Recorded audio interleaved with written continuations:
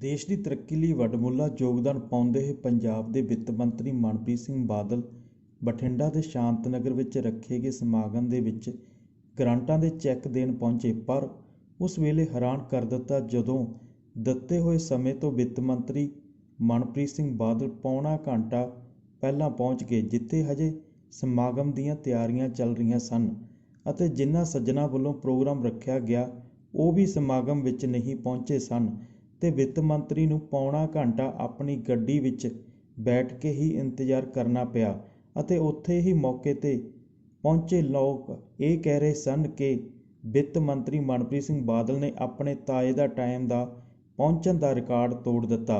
ਇਸ ਮੌਕੇ ਹਾਜ਼ਰ ਡਾਕਟਰ ਮੋਹਨ ਲਾਲ ਗਰਗ, ਅਮਰਤ ਗਿੱਲ, ਸਮਾਜ ਸੇਵੀ ਪ੍ਰਿਥੀ ਸਿੰਘ ਜਲਾਲ, ਵਿਵੇਕ ਨੰਬਰਦਾਰ, ਮਿੰਟੂ, ਟਹਿਲ ਸਿੰਘ ਬੁੱਟਰ ਤੋਂ ਇਲਾਵਾ ਵੱਡੀ ਗਿਣਤੀ ਦੇ ਵਿੱਚ ਸ਼ਾਂਤ ਨਗਰ ਦੇ ਵਾਸੀ ਸਨ।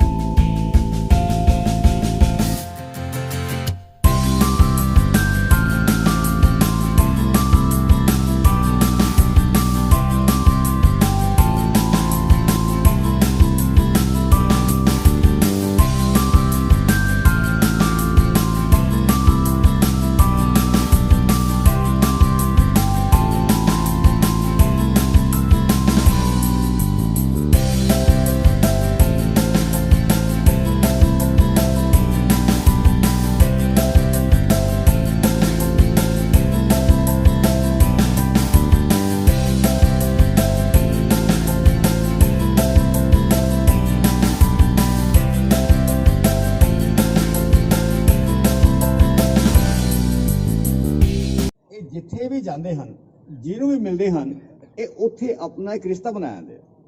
ਜਦੋਂ ਰਿਸ਼ਤਾ ਬਣਾ ਕੇ ਆ ਜਾਂਦੇ ਆ, ਉਹ ਰਿਸ਼ਤਾ ਉਹਨਾਂ ਦੇ ਪਰਿਵਾਰਾਂ ਦੇ ਵਿੱਚ, ਉਹਨਾਂ ਦੇ ਲੋਕਾਂ ਦੇ ਵਿੱਚ बढ़दा ਰਹਿੰਦਾ ਹੈ। ਐਂਡ ਦੇ always admire him in the background. And more over ਇੱਕ ਹੋਰ ਗੱਲ ਮੈਂ ਦੇਖ ਰਿਹਾ, ਮੈਨੂੰ ਵੀ ਇਸ 40 ਸਾਲ ਹੋ ਗਏ ਪੋਲੀਟਿਕਸ ਨੂੰ ਬਠਿੰਡੇ ਨੂੰ ਅਬਜ਼ਰਵ ਕਰਦੇ ਹੋਏ। ਜਿੰਨੇ ਸਾਡੀ ਕੌਂਸਟੀਚੁਐਂਸੀ ਦੇ ਐਮਐਲਏਜ਼ ਆਉਂਦੇ ਹੈ ਜਾਂ ਕੋਈ ਕੈਬਨਿਟ ਮਿਨਿਸਟਰ ਬੰਦੇ ਹੈ, ਉਹਨਾਂ ਦਾ ਜਿਹੜਾ ਰੋਲ ਮੈਂ ਬਹੁਤ ਕਲੋਜ਼ਲੀ ਅਬਜ਼ਰਵ ਕਰ ਰਿਹਾ, ਕਿਉਂ ਮੈਂ ਬੇਸਿਕਲੀ ਪੋਲੀਟਿਕਸ ਨਹੀਂ ਹਾਂ, ਬਟ ਫਿਰ ਵੀ ਨੈਚੁਰਲੀ ਮਿਲਨਸਾਰ ਹੋਣ ਨਾਤੇ ਇਹਨਾਂ ਲੋਕਾਂ ਨੂੰ ਸਭ ਮਿਲਦੇ ਰਹਿੰਦੇ ਸੀਗੇ। ਪਰ ਜਿਹੜਾ ਮੈਂ ਇੱਕ ਚੀਜ਼ ਬਹੁਤ ਮਾਈਨਿਊਟਲੀ ਦੇਖ ਰਿਹਾ ਹਾਂ, ਜਦੋਂ ਦੇ ਮਨਪ੍ਰੀਤ ਜੀ ਆਏ ਹੈ as a cabinet minister selected by our Bathinda constituency, ਜੋ ਇਹਨਾਂ ਦਾ ਯੋਗਦਾਨ ਬਠਿੰਡਾ ਦੀ ਡਿਵੈਲਪਮੈਂਟ ਵੱਲੇ ਹੈ, ਐਂਡ ਉਹ ਇੰਨਾ ਜ਼ਿਆਦਾ ਹੈ ਕਿਉਂਕਿ ਪਰਸਨਲਾਈਜ਼ਡ 100% ਆਪਣੇ ਐਫਰਟਸ ਕਰਦੇ ਹਨ, ਪਰਸਨਲਾਈਜ਼ਡ ਇਨਵੋਲਵਮੈਂਟ ਰਹਿੰਦੇ ਹਨ, ਐਂਡ ਫੋਲੋ ਅਪ ਕਰਦੇ ਹੈ in all the development work. Those developmental work may be regarding the municipal work and regarding the roads, regarding the water, regarding the sewerage system।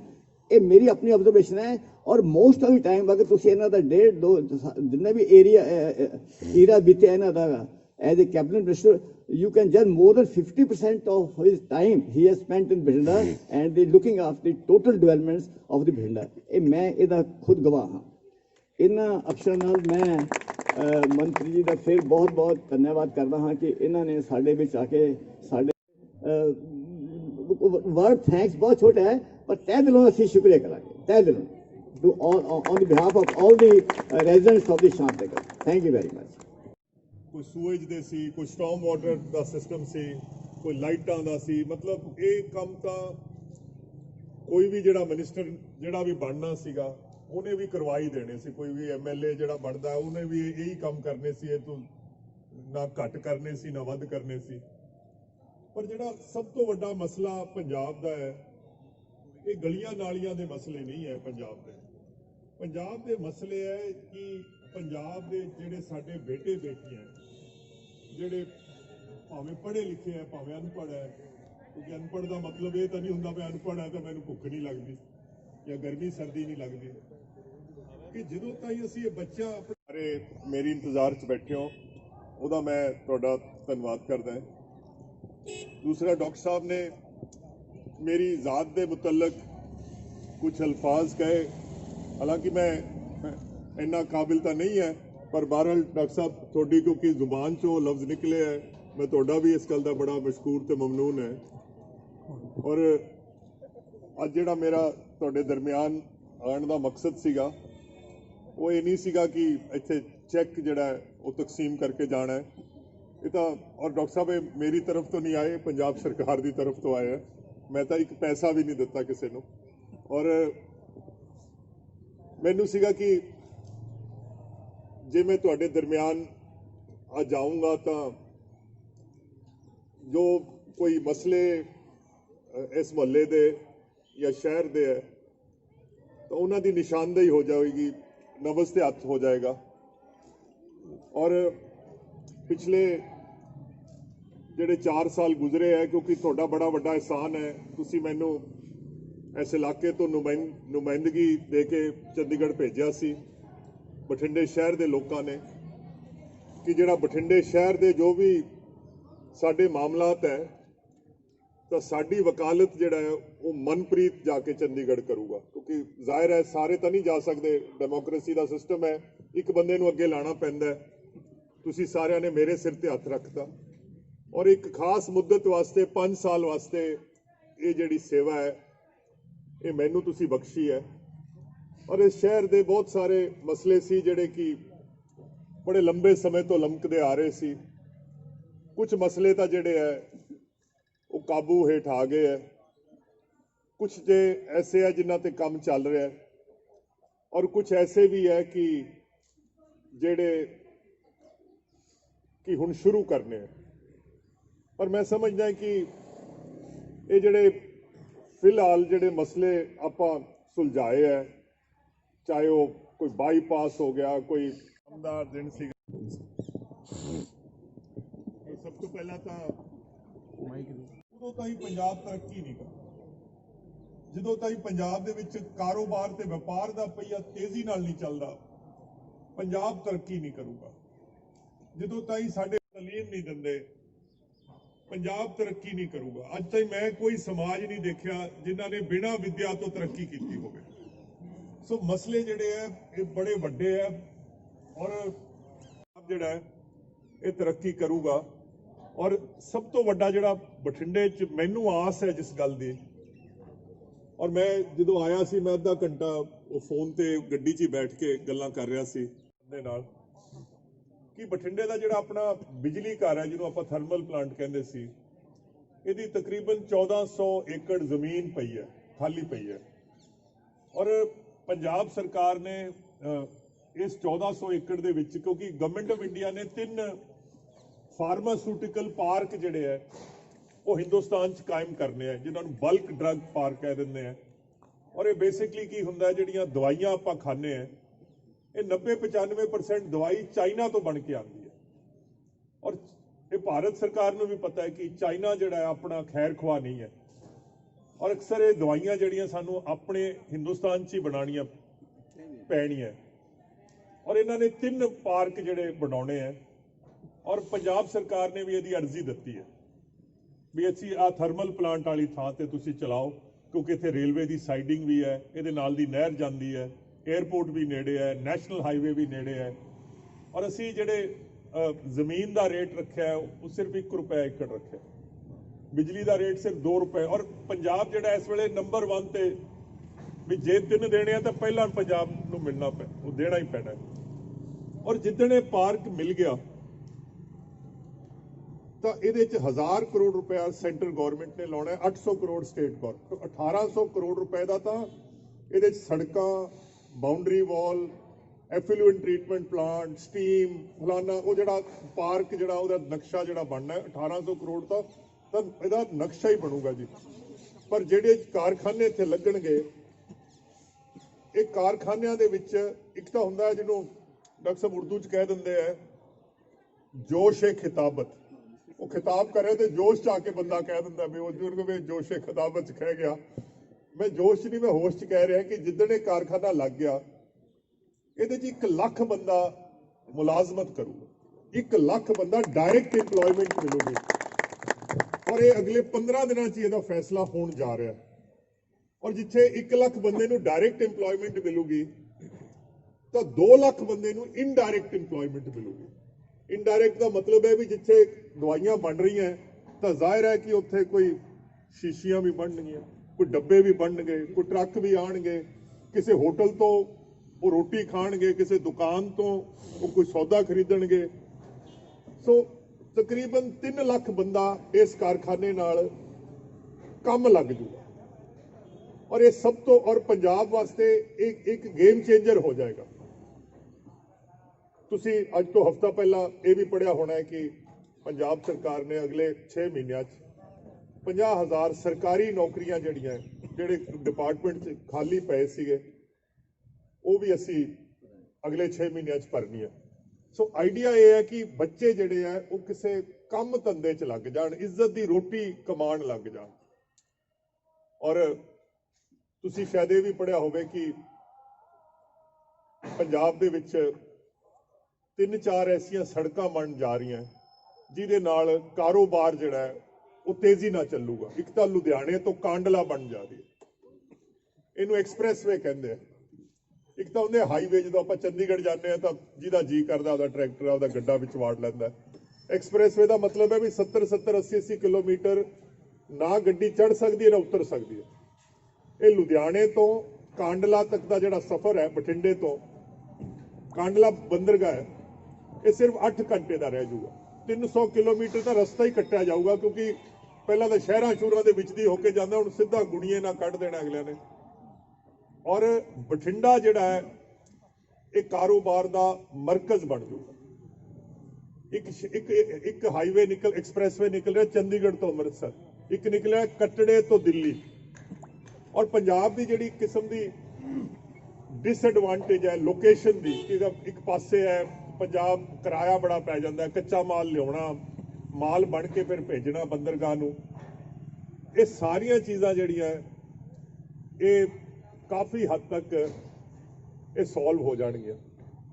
तुसीं ये भी पढ़िया होना कि असीं पिछे जे 1300 किला जमीन शंभू बॉर्डर ते पंजाब सरकार ने खरीदी है। एक नवा इंडस्ट्रीयल पार्क उत्थे लाण जा रहे हैं। और शंभू का सानू है कि नैशनल हाईवे ते रेलवे की जिहड़ी लाइन है वो सारा 1300 किलोमीटर, ताकि जे कोई रेलवे ते समान लैके आना है वो भी नैशनल हाईवे ते भी। मत्तेवाड़ा एक गौरमेंट की 800 एकड़ जमीन पई सी, उत्थे भी इंडस्ट्रीयल पार्क कायम हो चुका है। सो कहने का मतलब यह है कि जे कारोबार ते व्यापार चलूगा तो पंजाब चलूगा। और असी ये पिछले 4 सालों तकरीबन 70,000 करोड़ की इन्वेस्टमेंट पंजाब च आ चुकी है। सो बेसिकली सरकार दी जो सरकार का फर्ज होंदा है, बुनियादी फर्ज होंदा है, सरकार एक माहौल पैदा करती है जो तरक्की नूं जन्म दे देता है। बेसिकली तो एक माहौल पैदा करना है तरक्की लई। और साडी एक कोशिश रही है, और तुसी हैरान रह जाओगे कि जदों टेक ओवर कीता सी और मैं खजाने का वजीर सीगा, तां एक हफ्ता 23 मार्च तो लैके 31 मार्च ताईं रिजर्व बैंक ऑफ इंडिया ने जिहड़ा पंजाब दा ट्रेजरी है खजाना बंद करता सी। और 70 साल च किसी सूबे का खजाना बंद नहीं होया, पर साडा बंद सीगा। इस किस्म के हालात सीगे। और इन्हां हालातां दे विच और तुसीं ये भी हैरान रह जाओगे कि 365 दिन हुंदे है, 365 दिनां च 180 दिन 180 दिन पंजाब दा जिहड़ा जिहड़ी ट्रेजरी है ये ओवरड्राफ्ट दे विच रही। ओवरड्राफ्ट का मतलब है भी थोड़े कोले पैसे ना होण ते फिर तुसी कर्जे ते पैसे लैके आपदा रोज का काम चला रहे हो। हर दूजा दिन ਇਹਦਾ मतलब तुसी ओवरड्राफ्ट च रहंदे सीगे। और टाइम तो लग गया, 3 साल लग गए, आ चौथा साल चल रहा है। तुसी हैरान रहोगे इस साल नाले कि आ बीमारी कोविड आ गया, टैक्स कितों नहीं आया, 3 महीने तक ना कोई शराब बिकी, ना कोई रजिस्ट्री हुई, ना कोई दुकान खुली, ना कोई गड्डियां विकियां, मतलब ना पैसेंजर टैक्स आया। बावजूद इसके एक भी दिन ओवरड्राफ्ट नहीं, आ जड़ा एक दिन भी ओवरड्राफ्ट नहीं। असी अपने जड़े खर्चे घटा ले, आमदन वधाई, जिवें मर्जी किया। हालांकि लोग गालां गुलां भी कढ़दे हैं कि तो बड़ा निकम्मा बंदा है, बट ये जड़ा सारा इनू ठीक करना। और हुण इस पोजीशन ते आ गए हैं कि 50,000 जड़ा बच्चा है इनू असी सरकारी मुलाजमत भी दे पावांगे। असी आपदा रोज़ का जड़ा खर्चा है ये असी कर्जा लैके नहीं, क्योंकि जो कर्जा लेने तो फिर ब्याज लगता है और बड़ा पीनल ब्याज लगता है। सो इनू बड़ी मुश्किल नाल ये जिहड़ी कश्ती है इनू एक दरिया च इनू किसी किनारे लाउण दी कोशिश की है। बहरहाल आ गल्लां अज दे मुहल्ले की मीटिंग तो मैनू लगता है बोरिंग जिहा लगदियां, वैसे भी फाइनैंस का काम बोरिंग हुंदा है और इत्थों दे जिहड़े मामलात है होर किस्म दे है। बट मैं तुहानूं इस गल दा वादा विश्वास दे के जाना है कि जिहड़ी निगाह है सरकार दी वो वड्डे मकसद लई है। और वड्डा मकसद है कि पंजाब जिहड़ा अपने पैरां ते खड़ा हो जाए। सानू इस गल दा भी पता है कि क्योंकि मैं तो सारी उम्र राजनीति की है, पिंडां च रहने हैं, मैनू पता है कि लोग कहंदे तां हैगे, लोग गरीबां की गल भी करते हैं, पर अखीर गरीब की कोई बाह नहीं फड़ता। जे पंजाब गरीब हो गया, जे पंजाब पिछे रह गया तो किसी ने साडी बाह नहीं फड़नी। और एक पंजाबी का लफ्ज है गरीबी, ते दूजा लफ्ज है गुलामी। है तो अड अड, गरीब अड गल है, गुलाम अड गल है, पर दरअसल जिहड़ा गरीब हुंदा है वो गुलाम ही हुंदा है। वो आपदे फैसले फिर आप नहीं कर सकता। सानू डर है कि असी गुलामी च ना चले जाइए। असी गरीब पंजाब नू गरीब नहीं रहन देना, पंजाब नू अपने पैरां ते खड़ा करना। साडे जिहड़े ਪਹਿਲਾਂ ਨਕਲ ਲਵਾਈਦੀ ਹੁੰਦੀ ਸੀ, ਨਕਲ ਬਿਲਕੁਲ ਬੰਦ ਹੋ ਗਈ। ਰਿਜ਼ਲਟ ਜਿਹੜੇ ਹੈ ਪ੍ਰਾਈਵੇਟ ਸਕੂਲਾਂ ਨੂੰ ਬੈਟਰ ਆਉਣ ਲੱਗ ਗਏ। ਤੁਸੀਂ ਬਠਿੰਡੇ ਦੀਆਂ ਸਕੂਲ ਬਿਲਡਿੰਗ ਦੇਖੋ, ਸਾਰੇ ਕੋਈ 23-24 ਕਰੋੜ ਲਾ ਕੇ, ਔਰ ਤੁਸੀਂ ਪੰਜਾਬ ਦੀਆਂ ਸਕੂਲ ਬਿਲਡਿੰਗ ਦੇਖੋ, ਟੀਚਰਾਂ ਦੇ ਵਿੱਚ ਨਵਾਂ ਜੋਸ਼ ਆ ਗਿਆ। ਆਫਟਰ ਆਲ ਸਭ ਤੋਂ ਜਿਹੜਾ ਇਲੀਟ ਟੀਚਰ ਹੈ ਉਹ ਤਾਂ ਸਰਕਾਰੀ ਹੈ, ਸਭ ਤੋਂ ਜਿਹੜਾ ਸਿਆਣਾ ਟੀਚਰ ਹੈ ਉਹ ਸਰਕਾਰੀ ਜੌਬ ਦੇ ਵਿੱਚ ਜਾਂਦਾ ਹੈ। ਔਰ ਪਹਿਲੀ ਵਾਰ ਹੋਇਆ ਬੜੇ ਅਰਸੇ ਤੋਂ ਬਾਅਦ, ਮੁੱਦਤਾਂ ਤੋਂ ਬਾਅਦ, ਔਰ ਪੂਰੇ ਇੰਡੀਆ ਦੇ ਵਿੱਚ ਸਰਕਾਰੀ ਸਕੂਲਾਂ 'ਚ ਇਨਰੋਲਮੈਂਟ ਘਟ ਰਹੀ ਹੈ, ਪੰਜਾਬ ਦੇ ਵਿੱਚ ਇਨਰੋਲਮੈਂਟ ਵਧੀ ਹੈ, ਕਿਉਂਕਿ ਲੋਕਾਂ ਨੂੰ ਸਰਕਾਰੀ ਸਕੂਲਾਂ 'ਚ ਇਤਮਾਦ ਹੋ ਗਿਆ ਕਿ ਇਹ ਪੜ੍ਹਾਉਣਗੇ ਹੁਣ, ਔਰ ਇਹ ਬੱਚੇ ਜਿਹੜੇ ਹੈ ਸਾਡੇ ਜੇ ਪੜ੍ਹ ਲਿਖ ਜਾਣਗੇ ਤਾਂ ਫੇਰ ਹੀ ਤਰੱਕੀ ਦੀ ਅਗਲੀ ਪੌੜੀ ਤੇ ਕਦਮ ਰੱਖ ਸਕਦੇ ਆ। ਮੈਂ ਖਜ਼ਾਨਾ ਮੰਤਰੀ ਪੰਜਾਬ ਦਾ ਬਣਿਆ ਤਾਂ ਇਸ ਵਜ੍ਹਾ ਨਾਲ ਤਾਂ ਨਹੀਂ ਬਣਿਆ ਕਿ ਮੇਰੀ ਸ਼ਕਲ ਸੂਰਤ ਬਹੁਤ ਸੋਹਣੀ ਹੈ, ਮੈਂ ਇਸ ਕਰਕੇ ਬਣਿਆ ਕਿਉਂਕਿ ਮੇਰੀ ਵਿੱਦਿਆ ਜਿਹੜੀ ਹੈ ਉਹ ਦੂਜਿਆਂ ਨਾਲੋਂ ਜ਼ਿਆਦਾ ਸੀ, ਔਰ ਵਿੱਦਿਆ ਦੇ ਸਿਰ ਤੇ ਹੀ ਤਰੱਕੀ ਹੋਣੀ ਹੈ।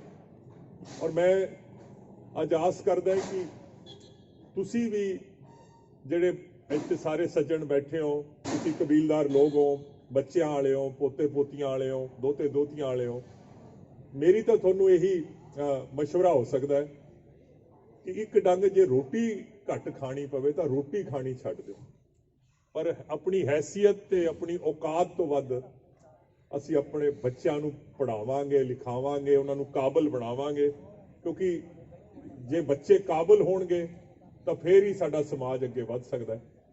ਸੋ ਬਹਰਹਾਲ ਮੈਂ ਇੱਕ ਵਾਰੀ ਫੇਰ ਸਾਰਿਆਂ ਦਾ, ਖਾਸ ਕਰਕੇ ਡਾਕਟਰ ਸਾਹਿਬ ਦਾ ਔਰ ਸਾਰੀ ਜਿਹੜੀ ਡਿਵੈਲਪਮੈਂਟ ਜਿਹੜੀ ਕਮੇਟੀ ਹੈ ਸ਼ਾਂਤਨਗਰ ਦੀ, ਮੈਂ ਤੁਹਾਡਾ ਇਸ ਗੱਲ ਦਾ ਧੰਨਵਾਦ ਕਰਦਾ ਔਰ ਕਿ ਤੁਸੀਂ ਸਾਰੇ ਜਣੇ ਨੇ ਐਡਾ ਵਧੀਆ ਪ੍ਰੋਗਰਾਮ ਇੱਥੇ ਕਰਾਇਆ, ਔਰ ਮੈਂ ਆਸ ਰੱਖਦਾ ਕਿ ਇਹਦੇ ਨਾਲ ਜਿਹੜੇ ਤੁਹਾਡੇ ਮੁਹੱਲੇ ਦੇ ਜਿਹੜੇ ਪਾਰਕ ਦਾ ਜਾਂ ਕੋਈ ਰੈਂਪ ਵਗੈਰਾ ਬਣਾਉਣੇ ਆ ਉਹਦਾ ਨਾਲ ਠੀਕ ਹੋ ਜਾਏਗਾ। ਇੱਕ ਤੁਸੀਂ ਜਿਹੜੀ ਪਾਣੀ ਦੀ ਗੱਲ ਕੀਤੀ ਤਾਂ ਉਹ ਪਾਈਪ ਜਿਹੜੀ ਹੈ ਪਾਵਰ ਹਾਊਸ ਰੋਡ ਤੋਂ ਉਹ ਉੱਥੋਂ ਤੱਕ ਪੈ ਗਈ ਹੈ ਜਿੱਥੇ ਦਾ ਅਲਟੀਮੇਟ ਡਿਸਪੋਜ਼ਲ ਹੋਣਾ ਹੈ, ਔਰ ਤੁਹਾਡੇ ਨਾਲ ਉਹ ਇੱਕ ਸਬ ਪਾਈਪ ਜਿਹੜੀ ਹੈ ਉਹਦੇ ਨਾਲ ਜੋੜ ਦਾਂਗੇ।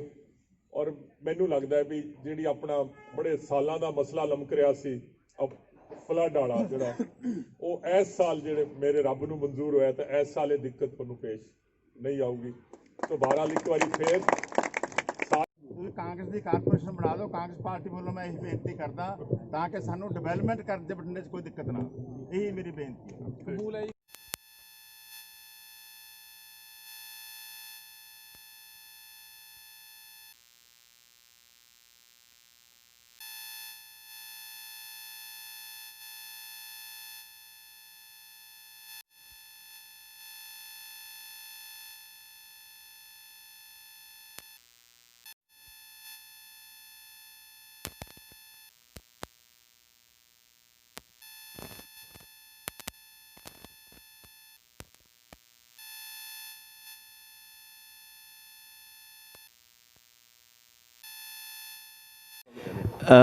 मैं doctor Mohan Lal Garg president ਸ਼ਾਂਤਨਗਰ development committee ਦਾ ਹਾਂ ਅਤੇ ਅਸੀਂ ਅੱਜ ਮਨਪ੍ਰੀਤ ਬਾਦਲ ਜੀ ਜੇ ਸਾਡੇ ਵਿੱਚ ਆਏ, ਇਹ ਸਾਡੇ ਲਈ ਬਹੁਤ ਹੀ ਜ਼ਿਆਦਾ ਬਹੁਤ ਪ੍ਰਿਵਿਲੇਜ ਸੀਗਾ, ਇਹ ਸਾਡਾ ਬਹੁਤ ਸੁਭਾਗਿਆ ਸੀਗਾ।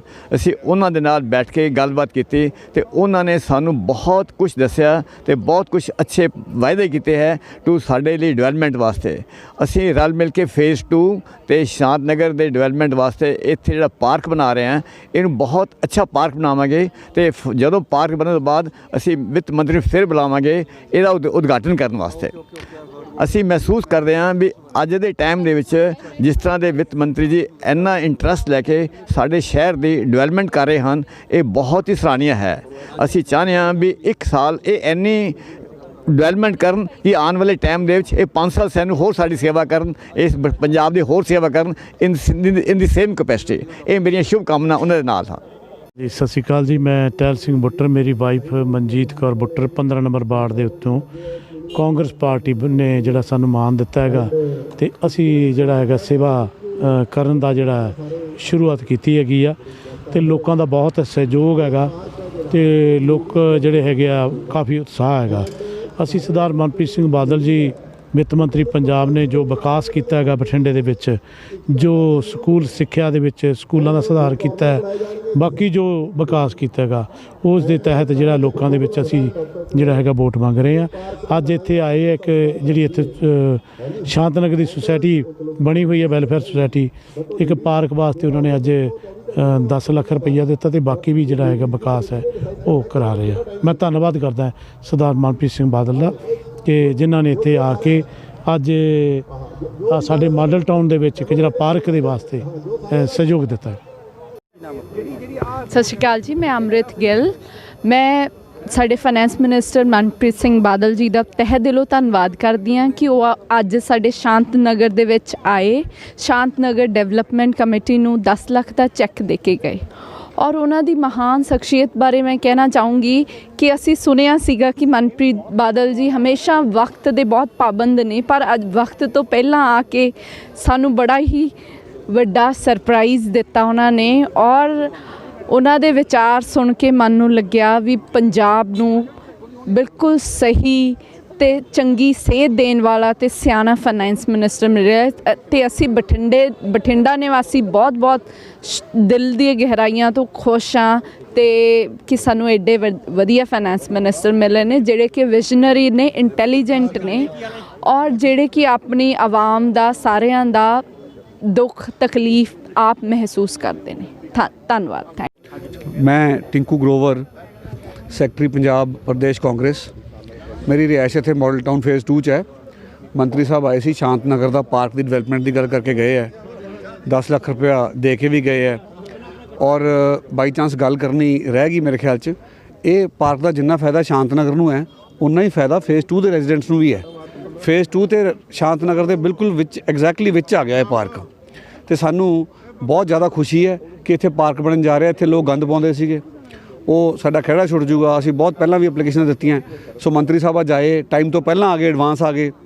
इनफैक्ट लोग थोड़ी देर बाद पहुँचे उन्होंने तो it was a great move by the minister and he has promised कि मैं जे 10 ਲੱਖ तो वध भी लोड़ पऊगी तो वो पैसे भी देवांगा तो पार्क नूं चंगे तरीके नाल बनाया जाए। तो असीं सारे रेजिडेंट्स ऑफ फेज़ 2 एंड शांत नगर असीं उन्हां दे ग्रेटफुल हां, धन्नवाद करदे हां। बहुत बहुत मेहरबानी।